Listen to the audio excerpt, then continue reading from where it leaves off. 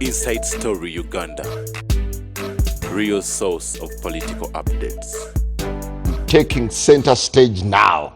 Before we actually shift gears to the issue of DP reconciliation and Mao's fourth term and what it brings onto the political scene, we want to wrap this up. Honorable Mbidde, how necessary is this debate on ultimatums? It is extremely necessary. You know, also there are things that we can debate. Some of us have had some kind of pedigree of politics, right from the days of Makerere. We have had some bit of camaraderie that we have associated with each other to the extent that we have become almost blood brothers. When you see one of the blood brothers standing in such a way that he is now enjoying to issue an ultimatum to another blood brother, and one other young person who actually is not within the realm of that camaraderie is there laughing. In my opinion, I think that was an unfair bit for my brother Mwanga, and I think maybe probably history. I thought it raises his profile now as a DP, rather as a NUP deputy. I meant DP for deputy president. You see, as a deputy president who cracks the whip. NUP is a young party. There is no way you can be more of a member.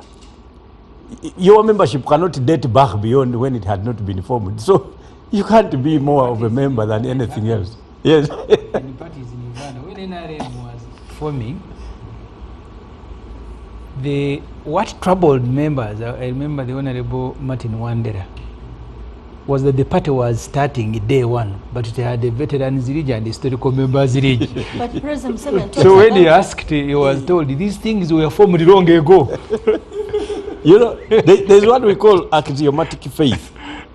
When somebody almost begins to look as if he's a member of the praise and worship choir of one leader. For me, I think I am not going to be in politics for long because those are things I don't know how to do. Who is a member? Could you elaborate on that praise and worship choir? Just a second. For me, I don't do praise and worship.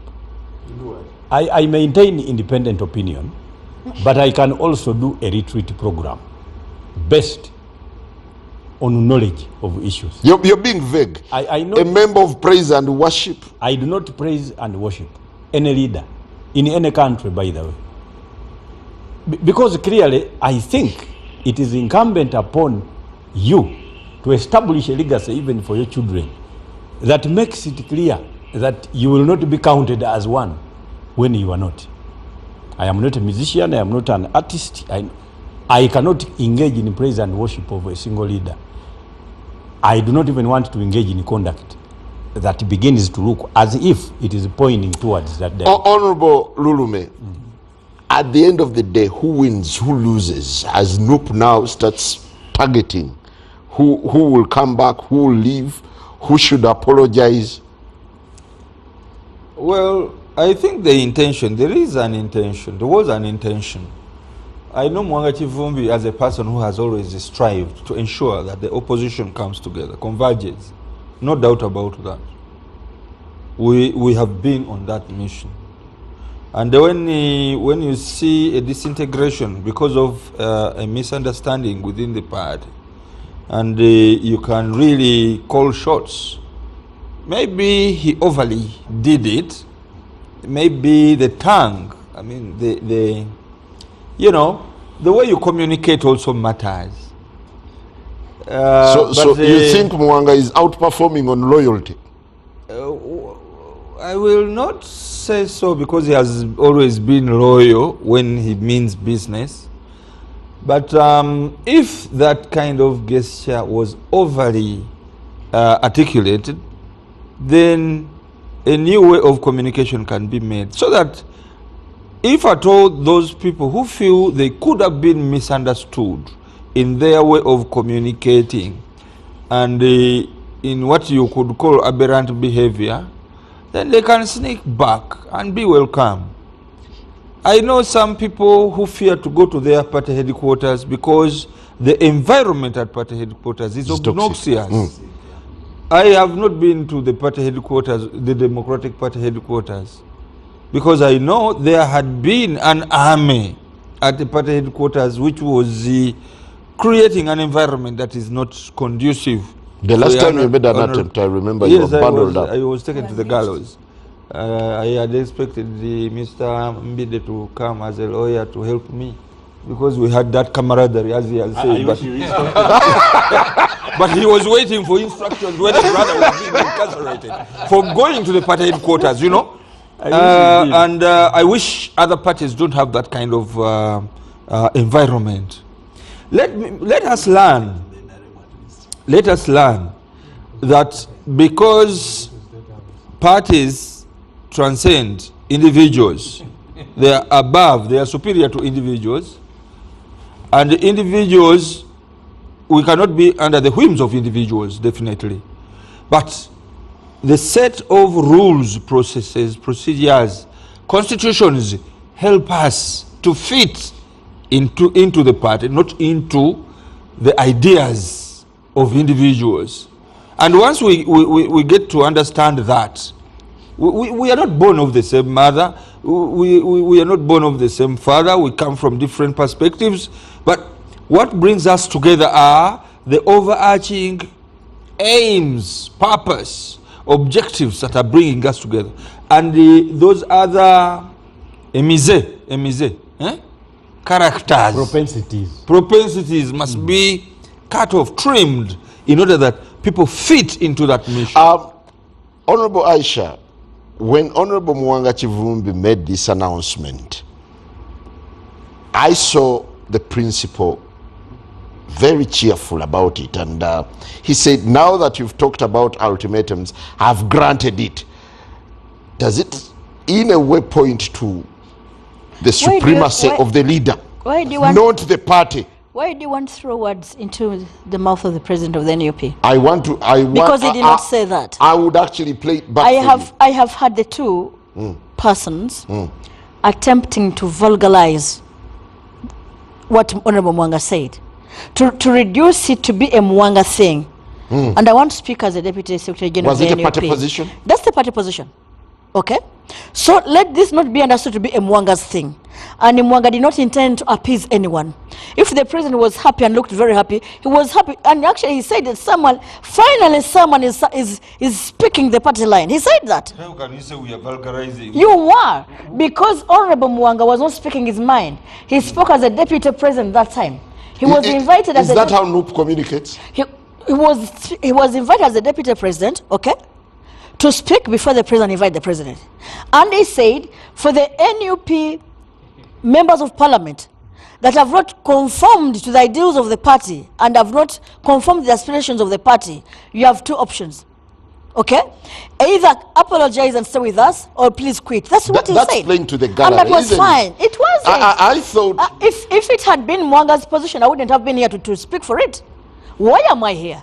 You invited me as an officer from the NUP, not as Aisha Kabanda. So how did the party arrive at the conclusion that these MPs are guilty? We have sat... Before you had even tried them. We have sat severally, okay? And the president has severally encouraged all of us to do several things. One of them to attend party activities, okay? One of the big problems that some of those people have is that actually, you know, like he was saying, Honorable Mbidde was saying that we have shortly we are inviting Mpuga to return, yet we even filled his position. Okay, when someone throws in the towel, doesn't do what is expected of him, what do? You leave the office vacant, and the party suffers. Okay, and the party suffers. By inviting him back when he has already divorced. Okay. We are giving them an opportunity. When we are choosing us for not giving them the opportunity to fair hearing.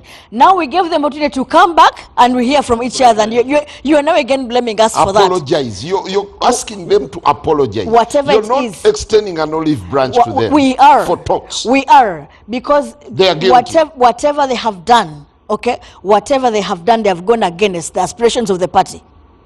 Several of them have spoken against the party.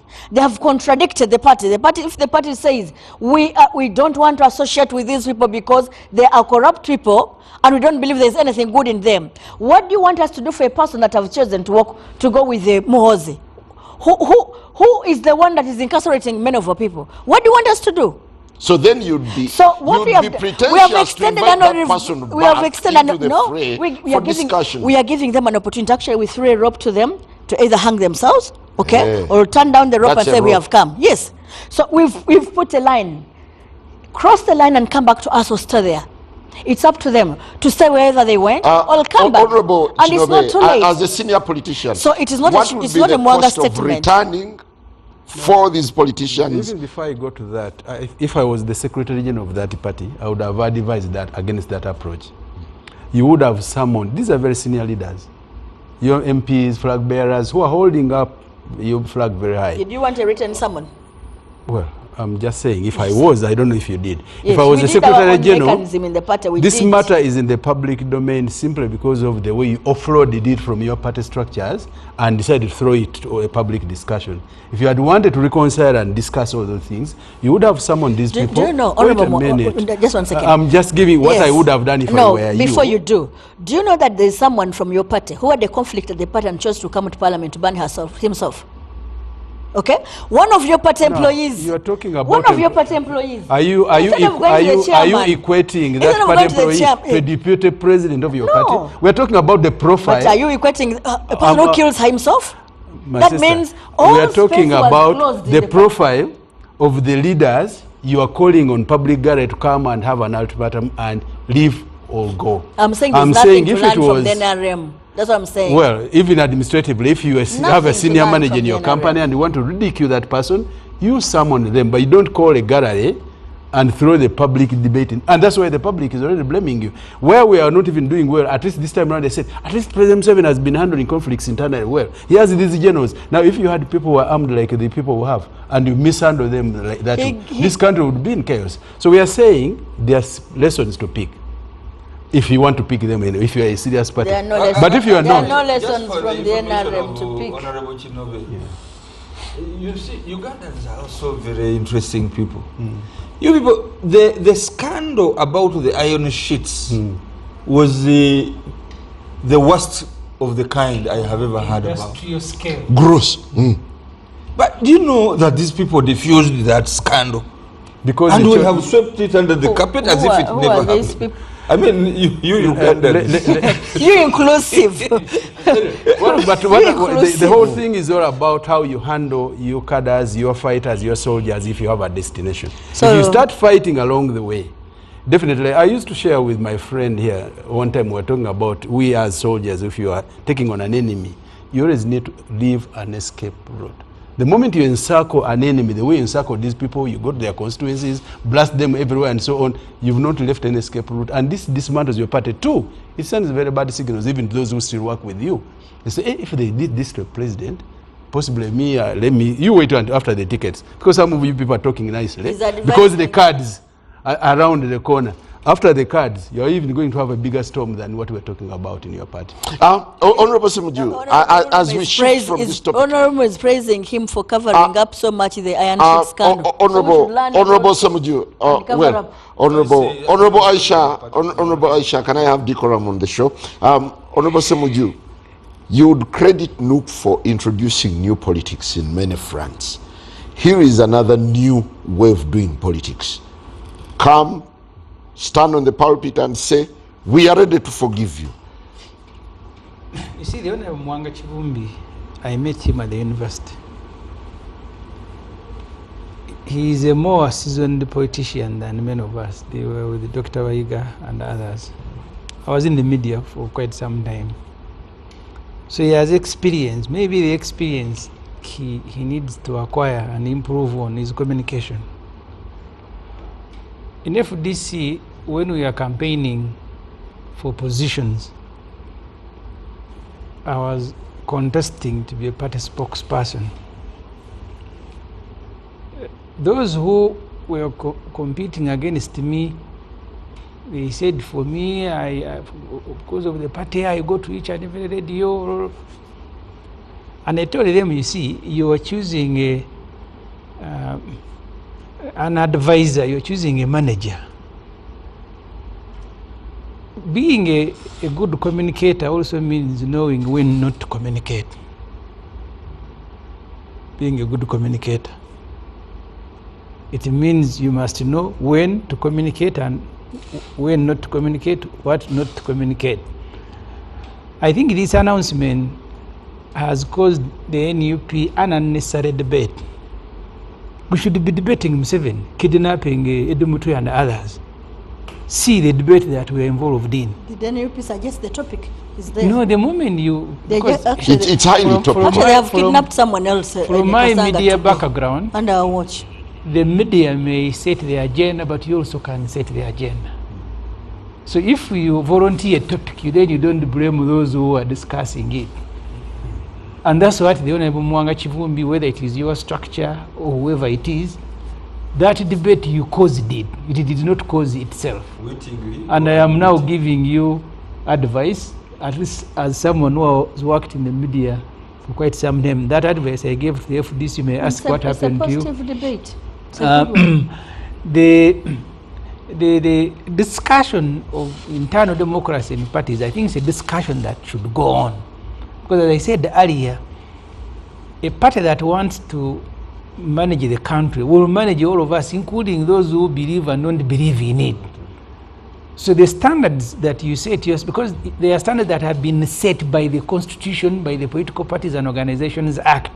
Those ones are supposed to be enforced on everybody who is a party in Uganda and is seeking you're seeking to run the country, manage the country. And they should concern you and concern everybody. Jano Muntu in FDC, he used to tell us that you guys, you cannot give what you don't have. He says, if you have no internal democracy, don't pretend you're going to give the country democracy. And I remember the first time I interviewed him, I was working at Monta when he was contesting against Dr. Besigye. He had zero chance. And he told me, I'm not contesting because I want to win. But there must be a culture established, nurtured, that there is competition in the party. Besigye is a giant, but he must be subjected to a democratic process to continue being a giant. So we can learn from each other. So are NUP's internal credentials now on a test? The trouble we have is that political parties in Uganda do not have enough capacity to hire experts, to hire all of us combined. So we will learn as we make these mistakes. Thank you. And I don't want to fault anyone. I have interacted with Honorable Mwanga since that communication we have shared, because we remain brothers, the point the Honorable Mbidde made, whether we are in different parties or not. When we have issues where we are, we always meet and say this one. And in my interaction with him, he actually said that should have been an internal meeting, but it ended up being a public. So his address, in his view, was that that address was to party members in particular. So we are now trying to manage. No. I think eventually the address became public. So that's why the public is discussing it. But he tells me the spirit in which he gave that address was the spirit of internal. I want us to move away from this. So there is, like Honorable Semuju has hinted, one of the subjects that would perhaps be talking or discussing would be abductions. Just this evening, Yeah, Kasangat. the CDF came out with a thread of comments about the kidnap of Eddie Mutwe, and he has just released a picture of a clean-shaven Eddie Mutwe under his custody. He has confirmed that Eddie Mutwe is under his custody. He says he's learning Runyankore, and next he will castrate him. Maybe that's undesirable, but there are quite a number of things that we ought to get to the bottom as we head to 2026. DP now comes into the picture. Honorable Mukasa Mbidde has made amends with Honorable Norbert Mao. So what? Mbidde, What was your point of departure with Mao? My point of departure was buttressed in the cooperation agreement that was signed between first the Honorable Mao and the Secretary General, and it was later on ratified by the party. So it became now a party agreement. Clearly, when you looked at that agreement, it was a solution to some of the problems that we have. Which remains? Were it implemented. And part of what it was presupposing was the establishment of a platform capable of taking Uganda back to respect for fundamental human rights. A possibility of exercising a peaceful transition for Uganda. Museveni ruled that out. One of the parties dismissed it. Yes, but it is written in the agreement. But he could be in position to rule it out because the agreement presupposed the talks that would commence. So he signed an agreement which was the basis of the future talks that were to be held, which were never held. So he would dismiss it because in his opinion, it sounded as if he's about to go. Where at the subconscious level of his brain, that is something he never wants to hear. So, but he had signed an agreement. All the propositions... And it remains confidential, doesn't it? It is no longer confidential because we have already published it, we have taken it to court, everybody now has it. Ideally, it ought to have remained confidential until discussed. Because clearly that becomes now a classified document. Right. But because of the manner in which we all moved in the DP, some members went to court against it.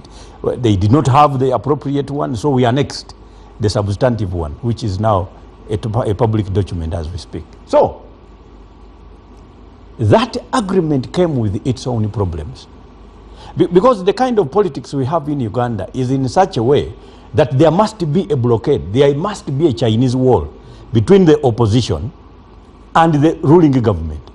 To the extent that if you are cited as if you are about even to make a phone call to State House, then you must explain. In fact, you are guilty. So you must now come and begin to serve a sentence that is preferable.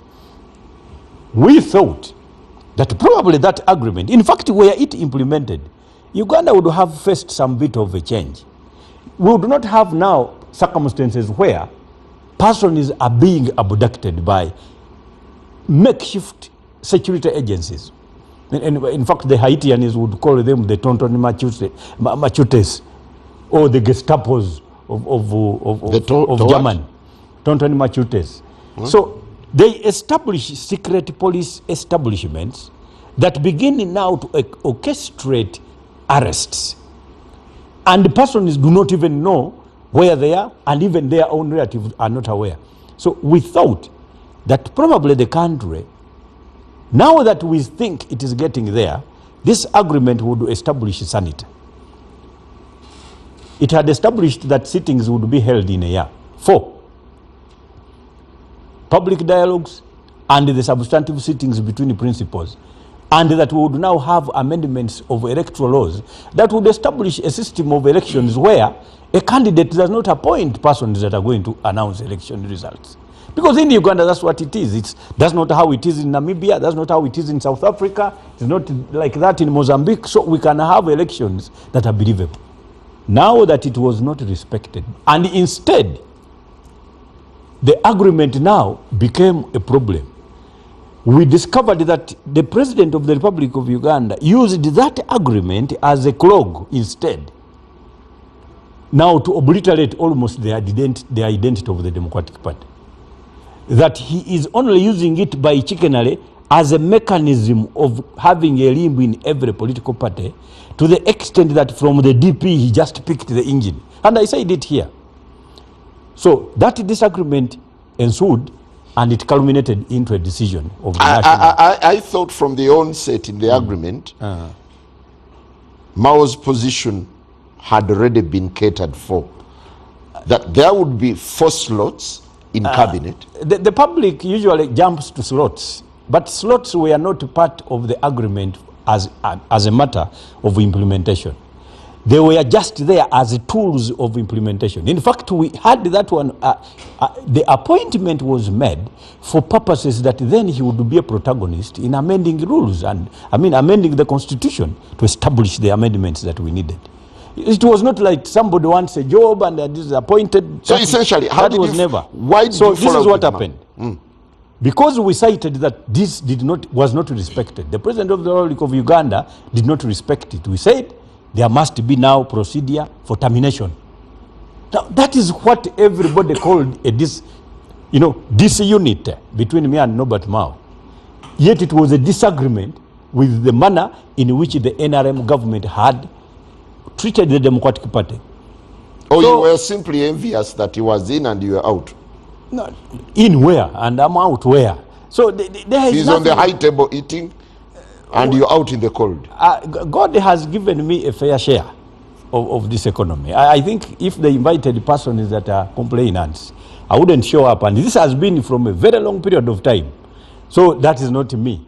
But when we held now a National Executive Committee meeting and ultimately a National Council that did not actually come out well as we had contemplated. But the National Executive Committee, which is a decision-making body, decided to commence termination proceedings upon a motion that I personally presented. So that is where now... So the dust is settled. That is when it's settled. Honorable Lulume. Yes. What does the reconciliation between Mbidde and Mao spell for the DP fallout faction? First of all, Honorable Mbidde here and Norbert Mao, the Minister for Justice and Constitutional Affairs, have never been at loggerheads at all. They are in this together, and that kind of overture was about awakening President Museveni that, you know what, in your agreement with Mao, there were certain other slots which you are not dispensing. There is even another fellow, he's the vice president of DP in Western Uganda, Imam Makumbi. Even made worse statements. That we go to be Oyabianswa. You rebuttal. It's okay. It's okay. Let him make his submission. Yes. Because but let the conduct be really. I listened very carefully. Yeah, because if you put things so it was that are irritable. Trying, because I have been irritated, but being patient is also a very good thing. I have not pointed at you. If you choose to mudslinging me, obviously when I am here, I think action and reaction are equal and opposite. Okay, let me say things. And as a vice president, you should be tolerant, more tolerant. That is the best tolerance I can give. Should be more tolerant. I am not an authority on tolerance. Okay. So for me, that is my take. Honorable Mbidde and the Honorable Mao have never really been at loggerheads in that this. That is correct, yes. In this. And I want to assert that they wanted to create an avenue where the party discusses a cooperation agreement, which they never initiated, and of which the process and outcome they had never envisaged in our lives. Are you closed at all with this agreement? Sorry? Do you have this agreement yourself? The agreement, yes, they had to be forced to bring it, because when we put an agreement on our petition in the Constitutional Court, they said no, they had a fake one. They brought another one which was similar.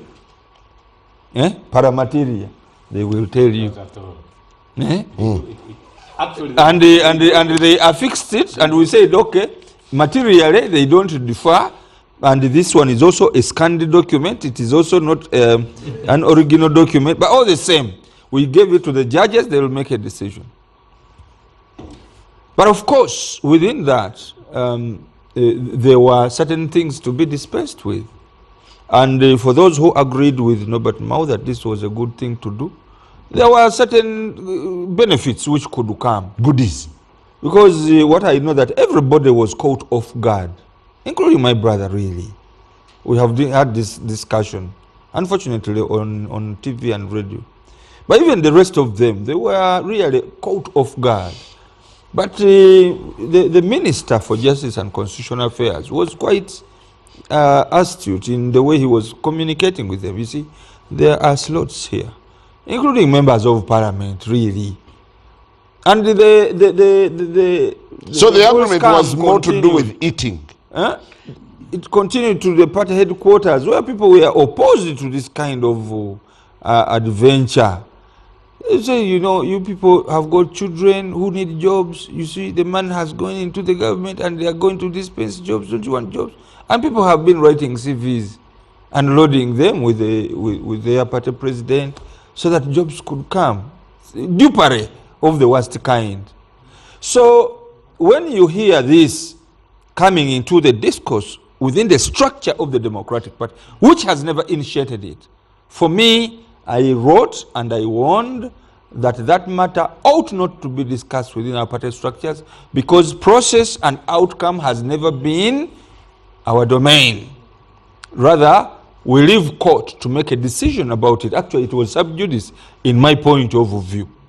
But in their wisdom, where I was not in Soroti, they felt that they should continue to discuss it. Do you agree that this reconciliation is now throwing you off balance? There is no reconciliation, because these people have always been together. These are brothers, they have camaraderie, and therefore it is, you have misconstrued an initiative to make the party terminate what it didn't start in the first place. For you, on the face of it, you may think that the party has ever owned a cooperation agreement with. We have insisted that no party organ has ever initiated that, and the President and Mr. Norbert Mao himself in Soroti told the story as it was, how he was called to join NRM government, and how he himself wrote the so-called cooperation agreement as a framework by which he goes. He gave the narrative as it was. So it confirms that this was never a process and outcome of an initiative of any party organ. Okay, do you agree that now Mao has been emboldened to come for another term with weight? I will ask my brother here, who is a senior counsel, whether a man who took an oath of minister, you see, it is a very serious oath of the minister, and you are bound by collective responsibility of cabinet, because even if it says that, you know, we are going to ban parties, you are not supposed to say no, because you are bound by collective responsibility. You may say that you have never crossed into another party, but de facto, you have crossed the line. Mbidde, do you support Mao for a fourth term? Of course I am going to campaign for him. Hey. There are things that people do not seem to know. There is a complete difference between one being an ex-officio minister, an ex-officio member of parliament, and accordingly minister in the government of the Republic of Uganda, and a member of a political party. Evidence of either of the two requires a party card. Yeah, but you're bound by collective responsibility. Collective responsibility is at a level of cabinet. And when you look at that agreement, it was succinct. That he is allowed to enjoy vending party opinion until such a time when collective responsibility is guaranteed. And that does not actually injure any member of the Democratic Party, except if you are a minister. It is not true that members of DP are ministers. So I think when you are trying to look at the law, and I had the kind of enigma that members of parliament of the DP were trying to foster on the floor of the House. You are guided by rules. You are guided, and the rules of parliament are very clear and succinct on what you do. You have a party whip who tells you where to go. The minister does not tell you. Thank you. Then number two, there is a difference between opposition and rebellion. And these are things where at the subconscious level of the brains of some of our people, you say when we are conducting elections that why don't we do like Kenya? Now, that is how Kenya did. If government respected the propositions in the agreement, we would have established a new Kenya in the next election. Thank you. Honorable Aisha, what's your take on the drama now unfolding within the DP? I don't know. Let me give Honorable Mbidde a benefit of doubt that they actually thought they would be able to achieve something from the corporation, just to give him a benefit of doubt. Fortunately, President Museveni has been here for some time, and there are many people that opposed him that have actually sat with him and probably came into an agreement. I don't know, he's yet to tell me, and I think he's a good student of history, better than myself. He's yet to tell me which persons in the history of Uganda that sat with President Museveni and agreed of a particular thing to the interest of people. The history of this country shows that many people that have opposed President Museveni, that have attempted to sit with him and come to an agreement, they have only been able to make personal gains. Many groups. When you talk about the Moses Ali groups, when you talk about the groups in Teso, many people that have opposed President Museveni and have actually agreed with him, they've only been able to gain to the extent of themselves, the persons, not into the interest of the country.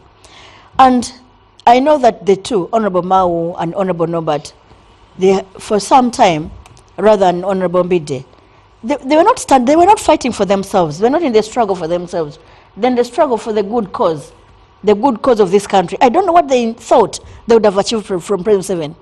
I remember when Honorable Mao came out to speak to the media after the whole thing had come out. He said, "Now I'm going to fight for these boys. The boys that were imprisoned. I'm going to make sure in a few days they're going to be released."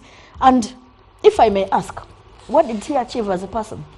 Was Mao able, at least to achieve that would be the minimum, political prisoners, people that had been imprisoned over almost nothing?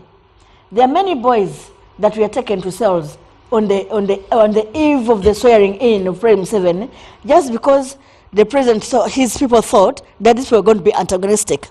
And up to now, by the way, some of them are still there. And a few of them that came out, they had to forego their most important right, the right of at least pleading at one time that they had never been committed. Yes. Okay. One of them actually recently went back to prison to visit a colleague that stayed back, and he was stopped from entering. Said, "No, you are an ex-convict. You cannot access this prison until 6 months lapse." So when the poor boys actually agreed to come out, they did not know what they were agreeing to, that they were going to lose some of the most important things to them. Okay. So did Mbidde, Honorable Mbidde and Honorable Mao, in their heart of hearts, think that they are going to make President Museveni lose an inch of his power? Did they think so? We are not alone. There are even people who think that he's going to organize an election and they win it. We are not alone. No. Okay. But for us, we know. I know where you are pushing us. We'll take for us, we know. No. For us, we know. We are all